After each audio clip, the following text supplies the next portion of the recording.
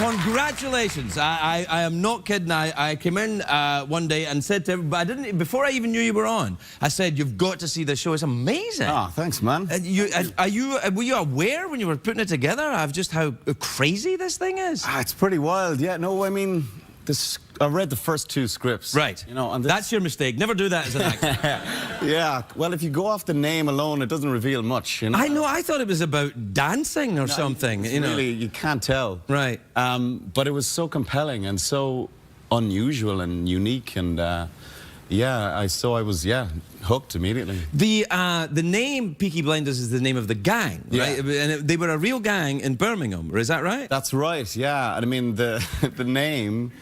Kind of the clue is in the title, I guess, but they had these, you know, the peaked caps, which is like the uniform of the working class in Britain and Ireland, and so but they used to sew razor blades into the peak of the cap, and that was so that they could take your because they used to do that in Glasgow in the razor gangs. They would sew them into the lapel, so when you grabbed somebody, you'd lose your fingers. It's not pleasant. No, it's not, and that's why I moved into comedy.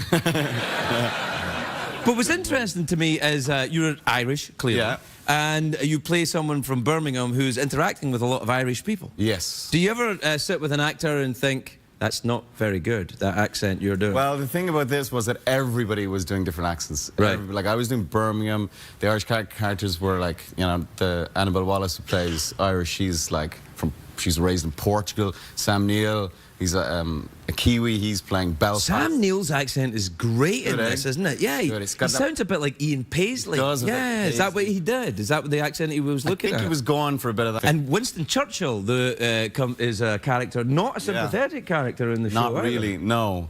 No, he did some bad stuff as well as some great stuff. Right, yeah. I mean, it was the thing about Churchill is people forget, because they used to say in Britain, I don't know if he's the right man, but he was the right man for the job then. Exactly. Which they also used to say about Stalin. You know, it's like...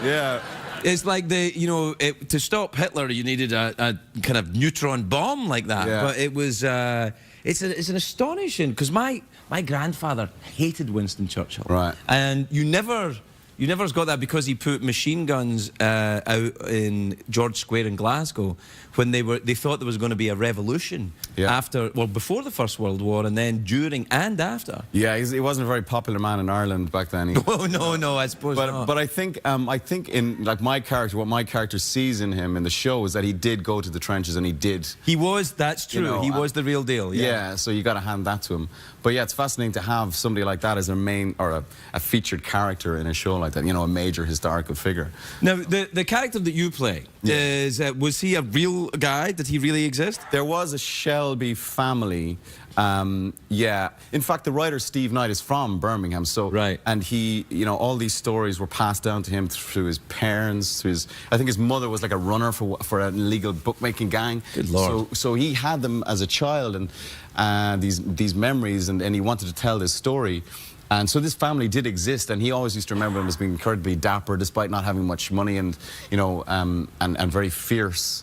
And then he just, I suppose, expanded that and created... and goes into his own roman à clef, if you like. What about the horse riding? You do some... Is that you riding that horse? That is... It's not, is it? No. It is. It's a real horse. You see that? Yeah. They do it right. Yeah. He's a real horse, and he was... I had to do bareback.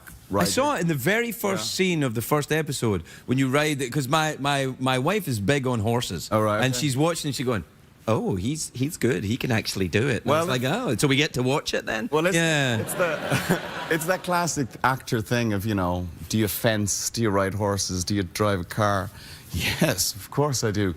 But you don't, you know, I can't do any of those things. Can you drive a car? I have recently learned how to drive a car. Is that true? Yeah. But it's because you live in London? Yeah. Yeah, see, I lived in London. There's no need to have a car in London. It's a waste of time. It's just a way to get parking tickets. It kind of is, the accent, the Birmingham accent, is actually very hard. Yeah. It's one of those ones that people, if they get it slightly wrong, they go into Pakistani. Yeah. Or South African. Or South African is like, hello, I'm from Birmingham. How are you doing?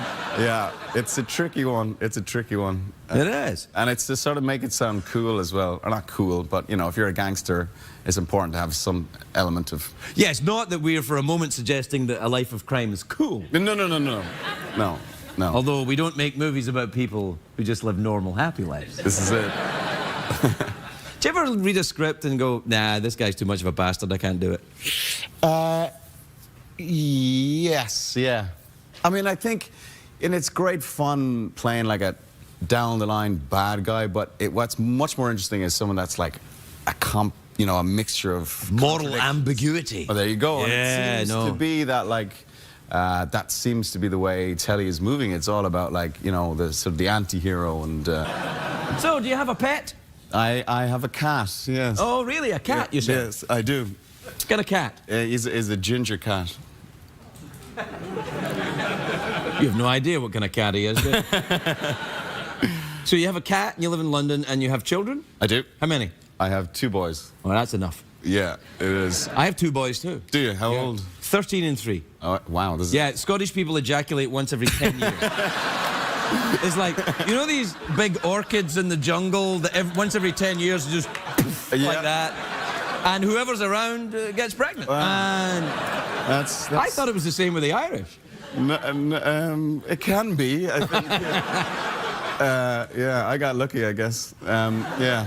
What age are your kids? They're 9 and 7, so... So you got right back to work. Yeah. I shall look forward to it. I really am taken with it. I think it's the most exciting piece of television I've seen in years. Oh, you're very good. And you are spectacular in it. Thank you. Anybody who knows anything about this show knows I don't do this with actors, but you are really good. Well, I appreciate it. It was awesome. Cillian Murphy, everybody. We'll be right back.